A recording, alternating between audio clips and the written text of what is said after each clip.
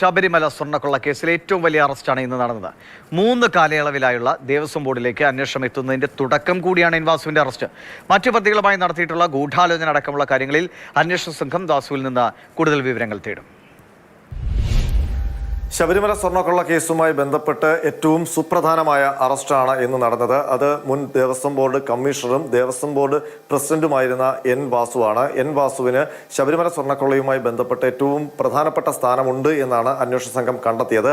അതുതന്നെയാണെന്ന് remand റിപ്പോർട്ടിൽ വ്യക്തമാക്കിയിരിക്കുന്നതും. സ്വർണ്ണക്കൊള്ളയിൽ കട്ടളപ്പാളി കടത്തിക്കൊണ്ടുപോയെന്ന കേസിലാണ് N വാസുവിന്റെ arrest രേഖപ്പെടുത്തിയത്. അതായത് ദ്വാരപാലക പാളികളടക്കം ശബരിമലയിലെ ഉരുപ്പടികൾ തട്ടിക്കൊണ്ടുപോകുന്നതിന് വേണ്ടി ഉണ്ണികൃഷ്ണൻ പോറ്റിക്ക് കളമൊരുക്കി നൽകുന്നതിലെ മുഖ്യ ആസൂത്രകൻ എൻ വാസു എന്നാണ് അന്വേഷണ സംഘത്തിന്റെ കണ്ടെത്തൽ. അതായത് ഈ കട്ടളപ്പാളി കടത്തിക്കൊണ്ടുപോകുന്ന രേഖ അത് നേരത്തെ അവിടുത്തെ ഉദ്യോഗസ്ഥൻ തയ്യാറാക്കിയപ്പോൾ അത് സ്വർണം പൊതിഞ്ഞ ചെമ്പ് എന്നായിരുന്നു. എന്നാൽ ആ രേഖ വാസുവിലേക്ക് എത്തുമ്പോൾ കമ്മീഷണറായിരുന്ന വാസു ആ രേഖ മാറ്റി വെറും ചെമ്പ് എന്നാക്കി. ഇതേ മോഡസ് തന്നെയാണ് പിന്നീട് ദ്വാരപാലക പാളികൾ കൊണ്ടുപോകുമ്പോഴും അന്നത്തെ ഈ ദേവസ്വം ഉദ്യോഗസ്ഥരും ചെയ്തത്.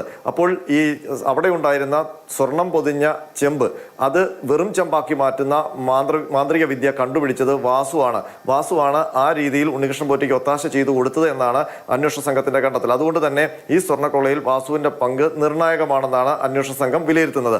അതിനൊപ്പം തന്നെ വാസുവിന്റെ അറസ്റ്റ് പ്രസക്തമാകുന്നത് ഈ കേസുമായി ബന്ധപ്പെട്ട് അറസ്റ്റിലാകുന്ന ഏറ്റവും ഉന്നതനായ പ്രതി വാസുവാണ്. വാസുവിന് ഉന്നത രാഷ്ട്രീയ ബന്ധങ്ങൾ ഉണ്ടായിരുന്നു. അതിന്റെ തണലിലാണ് വാസുവിന് ദേവസ്വം ബോർഡ് കമ്മീഷണറായിട്ടും പിന്നീട് ഹൈക്കോടതി അദ്ദേഹത്തെ നീക്കിയിട്ടും ദേവസ്വം ബോർഡ് പ്രസിഡന്റായിട്ടും ഒക്കെ നിയമനം ലഭിക്കുന്നത്. അതിനൊപ്പം തന്നെ 2018 യുവതി പ്രവേശനവുമായി ബന്ധപ്പെട്ട വിവാദത്തിൽ സർക്കാരിനൊപ്പം നിന്ന ദേവസ്വം ബോർഡ് കമ്മീഷണർ കൂടിയാണ് എൻ വാസു. അതുകൊണ്ട് തന്നെ ആ യുവതി പ്രവേശനത്തെ എതിർക്കുന്ന അയ്യപ്പ ഭക്തരുടെ കഠിനമായ ഈർഷ്യയ്ക്ക് വിധേയനാണ് എൻ വാസു. അതുകൊണ്ട് തന്നെയാണ് വാസുവിന്റെ അറസ്റ്റ് വൈകിയപ്പോൾ വലിയ തോതിൽ ആരോപണങ്ങൾ സർക്കാർ നേരിട്ടത്. വാസുവിനെ അറസ്റ്റ് ചെയ്യാതിരിക്കാൻ, ശബരിമല സ്വർണ്ണക്കൊള്ളയുമായി ബന്ധപ്പെട്ട നടപടികളിൽ നിന്ന് ഒഴിവാക്കാൻ സർക്കാർ തലത്തിൽ ശ്രമം നടക്കുന്നുണ്ട് എന്നൊക്കെയുള്ള ആരോപണങ്ങൾ നേരത്തെ ഉയർന്നിരുന്നു. എന്നാൽ ആ ആരോപണങ്ങളൊക്കെ അടിസ്ഥാനരഹിതമാണ് എന്ന് തെളിയിക്കുന്നതാണ് ഇന്ന് SIT നടത്തിയ നീക്കം. ഒരുപക്ഷെ വാസുവിനെ പോലൊരു നിയമജ്ഞനായ ഒരാൾക്ക് നിയമപരമായ സൗകര്യങ്ങളൊക്കെ നേടിയെടുക്കാനുള്ള എല്ലാ അവകാശവും ലഭിച്ചുവെങ്കിലും വാസു അറസ്റ്റിലാകപ്പെട്ടിരിക്കുന്നു. മാത്രമല്ല അദ്ദേഹത്തിന്റെ തന്നെ ജന്മനാട്ടിലെ ജയിലായ കൊട്ടാരക്കര സബ് ജയിലിലേക്ക് റിമാൻഡിലായിരിക്കുന്നു.